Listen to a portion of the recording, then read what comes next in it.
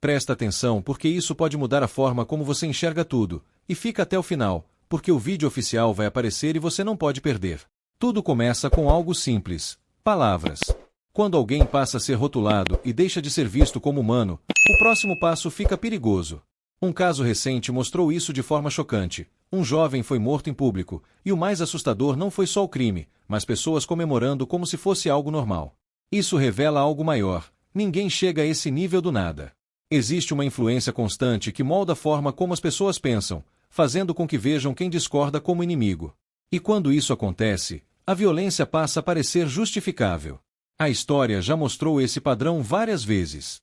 O ponto é, você precisa perceber quando estão tentando influenciar sua mente.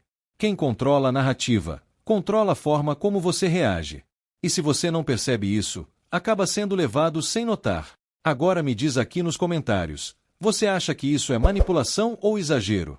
E já se inscreve no canal, porque no final tem o vídeo oficial com todos os detalhes que você precisa ver. Não matarão. A gente vai dar porrada se não respeitar. Fascista.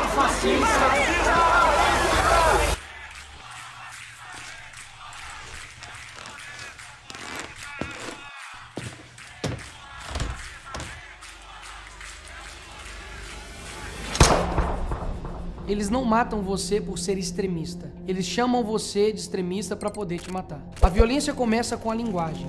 As palavras usadas contra conservadores são munição pesada, que muitas vezes sentenciam a sua morte. Ah, porque vocês querem destruir a família? Sim. Queremos. Como fazer para que se torne normal uma pessoa comemorar ou até mesmo matar uma pessoa por conta das suas ideias? Essa é a pergunta que a esquerda fez décadas atrás e achou uma resposta: a desumanização. Não é aceitável, não é mais socialmente, não é mais humanamente aceitável.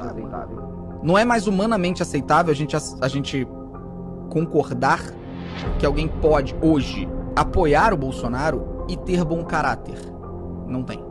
Alguém que gosta do Bolsonaro hoje não tem nada a ver com política. Não tem nada a ver, é uma pessoa sem caráter, é uma pessoa sem o mínimo escrúpulo, sem decência, sem humanidade.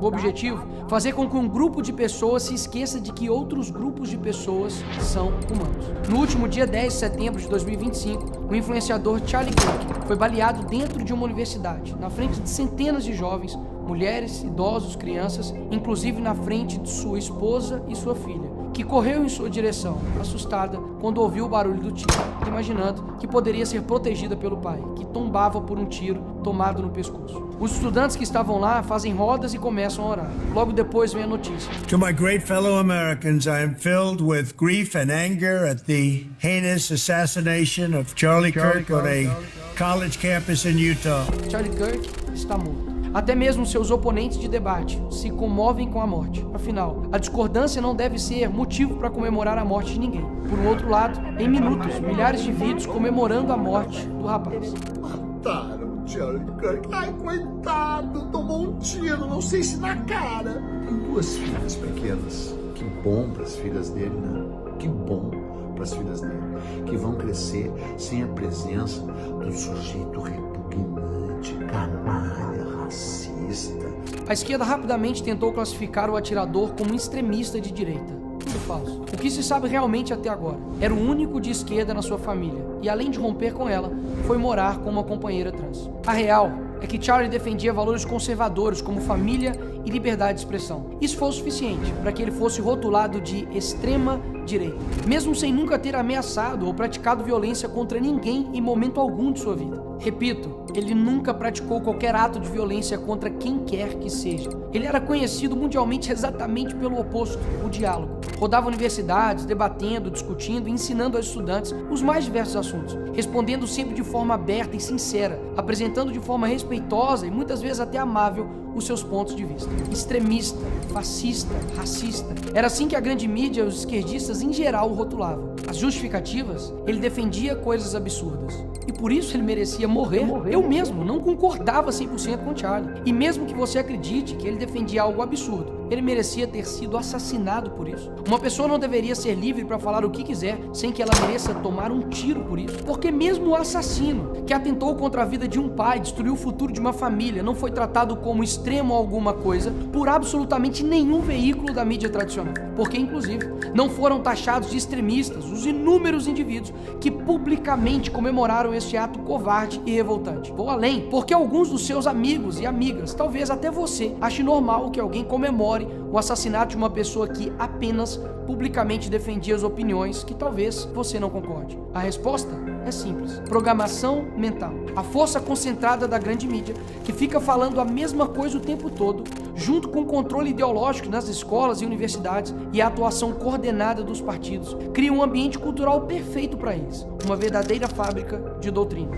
Ali, as crianças são doutrinadas desde pequenas, não por acaso, mas por um sistema que diz o que pensar e quem odiar. Acabam virando adultos cheios de rancor, prontos a rotular qualquer um de fascista ou racista, sem nem debater. O resultado é uma sociedade polarizada e infantilizada, onde a educação pública às vezes forma cidadãos críticos, mas militantes raivosos, prontos para o cancelamento em massa. É isso mesmo. Um resultado da programação mental nos colégios, universidades, pela repetida propaganda da grande mídia e pelos partidos de esquerda é esse: a desumanização daqueles que discordam das suas ideias, que assim passam a ser merecedores de violência e até morte, como nos atos terroristas da facada do Bolsonaro, do tiro do Trump ou no assassinato do Charlie Kirk. Ora, se alguém é fascista ou nazista, merece o quê? Mas e você, que não concorda com o assassinato de indivíduos que pensam diferente? Será que está livre dessa programação? Reflita. Será que você realmente repudia com a força necessária esses atos? Será que você se posiciona publicamente contra eles? Será que você tem a coragem de confrontar no debate quem os defende? Se a resposta foi não, você também foi programado. Programado para ser um covarde, para aceitar com normalidade atos abjetos. A esquerda não se limita a discordar do adversário, ela precisa negá-lo enquanto ser humano. E isso não vem de agora.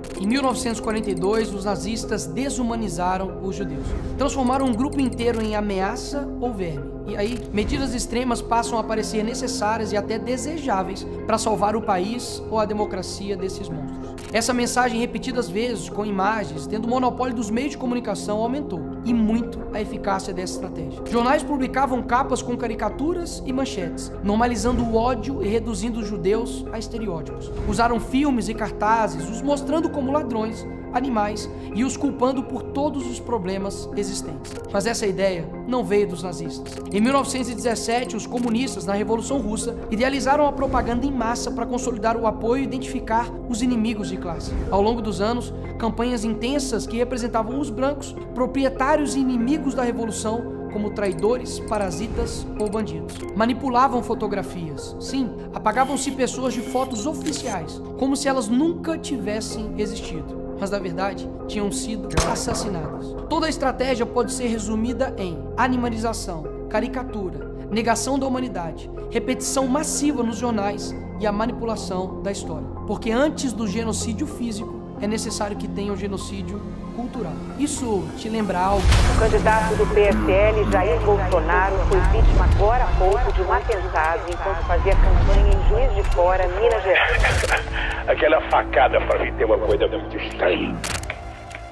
Tem uma coisa muito estranha. Uma facada que não aparece sangue em nenhum momento.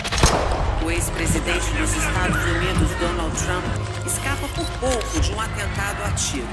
E o pré-candidato à presidência da Colômbia, Miguel Uribe, morreu hoje aos 39 anos. O político da oposição foi atingido por 3 tiros. Essa gente que renasceu no neofascismo tem que ser extirpada. Mas considerando que você, como afirma, é uma boa pessoa, nós estamos dispostos a oferecer a você o seguinte: um bom paredão, onde vamos colocá-lo na frente de uma boa espingarda, com uma boa bala, e vamos oferecer, depois de uma boa pá, uma boa cova. Nos últimos anos, a esquerda brasileira aperfeiçoou essa técnica. Criou-se uma cultura em que o conservador não é visto como adversário político, mas como um outro a ser eliminado. Basta observar o que seguiu a morte do Charlie Kirk. Em vez de luto ou solidariedade humana, emergiu a celebração macabra, o deboche e a indiferença. Esses mesmos que vibram com a morte de um adversário falam em amor, tolerância e diversidade. Nunca houve tanto ódio embalado em slogans de paz. Esses mesmos, após essa tragédia, começaram a ameaçar a minha vida e a da minha família. Em contrapartida, começamos um movimento para as empresas demitirem os funcionários que estão comemorando, minimizando ou até mesmo justificando a morte de um jovem de 31 anos. E dezenas já foram demitidos. Descobriram que são livres para falar o que quiser, mas a empresa também é livre para demitir quem quiser. Mas além disso, fiz um convite forte para todos que estavam comovidos e indignados. Seja a extrema-direita que eles tanto têm medo. Em outras palavras, ame e defenda a sua família de forma extrema. Pratique a sua fé de forma extrema. Defenda a sua liberdade de forma extrema. Ou seja, siga fielmente e viva de forma coerente com seus valores de forma extrema. E não aceite mais ameaças ou rótulos criminosos que sejam usados contra você por causa disso. Não aceite mais que ninguém, absolutamente ninguém, seja desumanizado, rotulado de fascista, nazista, racista ou o que quer que seja, apenas por discordar das ideias de esquerda. Era isso que o extremista da direita defendia. Case, tenha filhos, construa um legado, passe seus valores, persiga o eterno, procure a verdadeira alegria. E não espere que a situação mude. Para um cristão, essa terra nunca será o nosso paraíso. Ao contrário, ela jaz no maligno. Afinal, Jesus foi um homem perfeito, solidário, humilde de coração, amoroso e bondoso. E ainda assim, foi crucificado, humilhado e menosprezado. E continua sendo por muitos até hoje. E por isso, ele é a resposta contra tudo. Afinal, ninguém humanizou mais o outro do que ele. E segui-lo implica entrar numa dinâmica de sacrifício que não é abstrata nem teatral, é concreta e diária. Se alguém quer vir após mim, negue-se a si mesmo, tome a sua cruz e siga-me. Ele não propôs um ideal romântico de sofrimento, mas um chamado real a assumir por amor e por obediência aquilo que o discipulado exige, até a disposição de dar a própria vida, como Cristo fez. O mundo é mau, mas o nosso Salvador, nosso Senhor, nosso Deus, Ele é bom. Essa foi a mensagem da esposa do Charlie no dia de sua morte. E o que isso quer dizer? Há uma confusão moral e retórica que precisa ser desfeita. Misericórdia não é covardia. Mansidão não equivale a passividade. O Evangelho não nos chama a sermos cordeiros insensíveis diante do que destrói pessoas e civilizações. Ele nos chama a ser cordeiros com dentes. A conduta de quem domina a própria ira e a sua força da verdade para defender o frágil. Jesus foi manso e humilde de coração, mas jamais omitiu a denúncia da mentira e o poder do tirânico. Expulsou comerciantes do templo, chamou a hipocrisia pelo nome,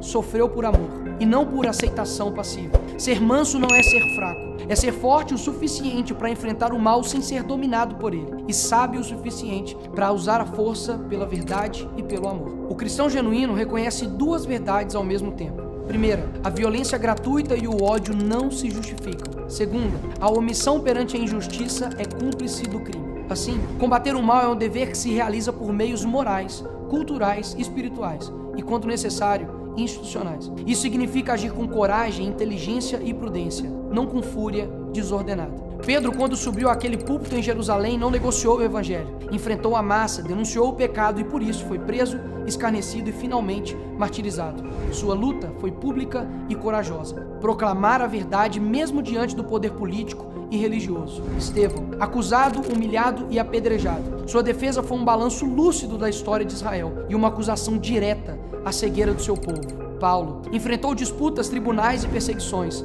Não se escondeu. Pregou nas praças, escreveu cartas que demoliam sofismas teológicos e organizou comunidades que mudaram todo o mundo. William Wilberforce, batalha política persistente e estratégica pela abolição da escravidão no parlamento britânico. Prova de que o combate moral passa também pela política e pela perseverança. Martin Luther King Jr., resistência não violenta, organizada e corajosa contra estruturas injustas. Dietrich Bonhoeffer, coragem teológica e prática ao enfrentar o nazismo.